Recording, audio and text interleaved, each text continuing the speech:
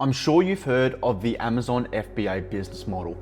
And most of the time when someone mentions it, you typically think of people who are selling everyday products on Amazon and making thousands every single month. There are countless videos and stories online about how Amazon FBA has changed people's lives for the better. They generally have better financial freedom, time freedom, and generally they're just wealthier than the average 9-to-5 worker. But what you don't see is how Amazon FBA can completely ruin your life.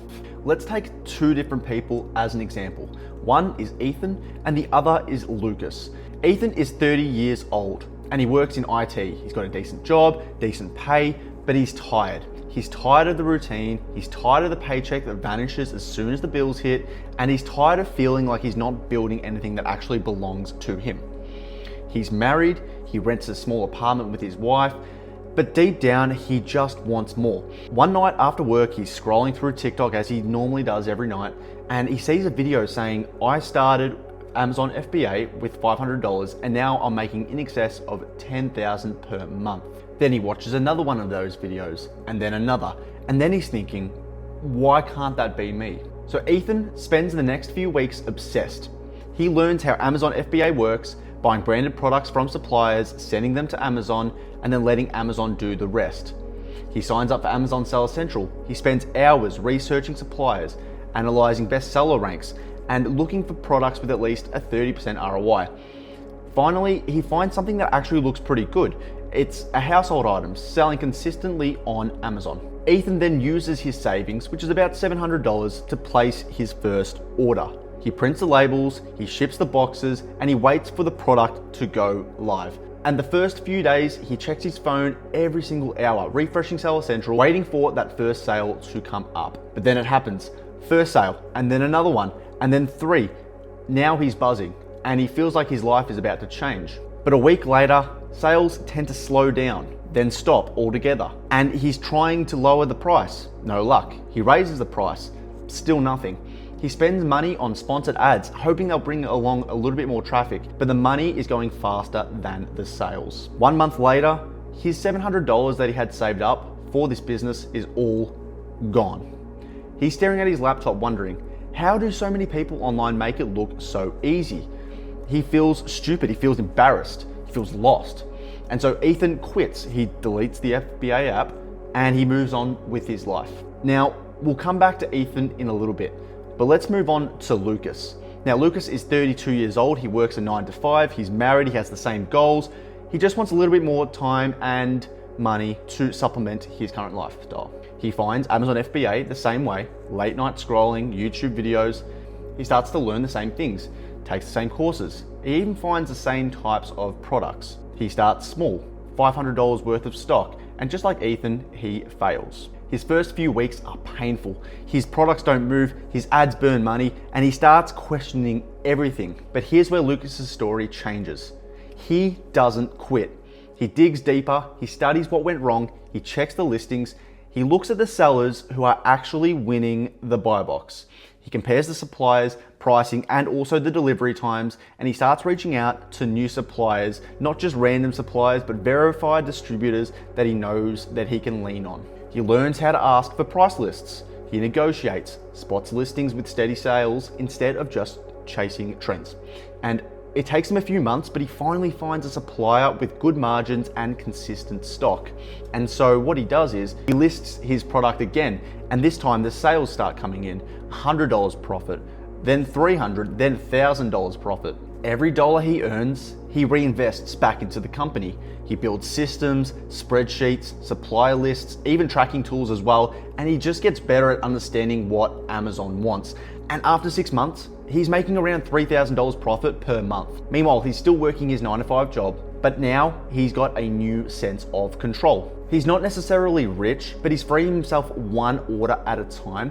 And now you're probably thinking that Ethan is the one who ruined his life, but you'd actually be wrong, because Lucas is actually the one whose life is ruined. And here's why. So let's go back to Ethan. See, Ethan tried, he blew his savings and failed, But assuming he gives up on his business, he goes back to a normal, steady path. Maybe he applies for a promotion at his job. Maybe he learns a trade. He gets back into a routine, the one that everyone calls secure. Ethan's now right where the system wants him to be. Go to school, get a job, pay bills, retire at 65. He is simply a cog in the machine. Now, don't get me wrong, that's not a bad thing. He's got a steady job, he pays his rent, he supports his family, and he lives a relatively modest life. And in the eyes of society, Ethan's actually doing exactly what is expected of him. He's safe, he's stable. So no, Ethan's life isn't ruined. Now, let's catch up with Lucas and see how he's doing. Lucas keeps building his Amazon business, and within months, he's making $10,000, $15,000, $20,000 per month. He starts outsourcing the repetitive work, the packaging, the spreadsheets, the supplier outreach. He hires virtual assistants and actually buys back his time. With those extra hours, Lucas now explores new opportunities. He realizes he's built real skills in finding suppliers, analyzing products, and negotiating deals, and managing profitable systems as well. He uses those skills to create a consulting service, which is helping other sellers set up their own online arbitrage business the right way. He builds a portfolio, he's got case studies, and starts reaching out to small sellers who need help scaling. And before long, that alone brings in tens of thousands every single month. And then Lucas does what every smart entrepreneur does, and he essentially systemizes it. He hires a small team, trains them to follow his exact process that he's been following himself, and he buys back even more time. So now he's got freedom, he's got money, and now he also has time because he's bought that back through delegation. However, Lucas is ruined. Now you're probably thinking, how on earth can Lucas be ruined? And the answer is, Lucas is ruined in the eyes of the system. He is the outcast, the man who broke free from the structure designed to keep him trapped. He escaped the path that leads most people from paycheck to paycheck. He's seen behind the curtain, and he knows that he never has to ask permission again to live the life that he wants to live. You see, once you get a real taste of success, of building something with your own hands, you become unemployable. You realize what your time is worth, and you realize the ceiling that you thought existed actually doesn't. And so even if every one of Lucas's businesses vanished tomorrow, he would never have to trade his time for a set wage ever again. Because he knows something that most people don't. He knows that freedom isn't just money. It's knowing that you can rebuild from nothing. Lucas knows what it takes to succeed, so it's hard work, consistency, resilience, and because of that, he's free. But in the eyes of the system, the education, the corporations, the society that we live in, Lucas is ruined.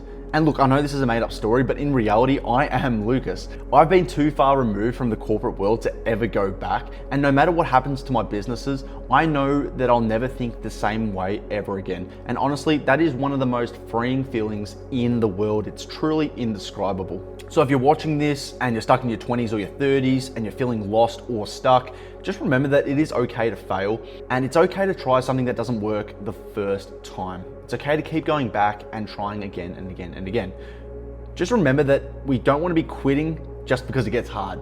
Because once you even get a small taste of what's possible, you may never see the world the same way again. Now, if you want to live life like Ethan, then after watching the video, do absolutely nothing. But if you want to be Lucas and you want to start your online business while earning alongside your current job, then go ahead and click the link below and join our free community where I'm going to be showing you exactly how to start your own Amazon FBA business from scratch.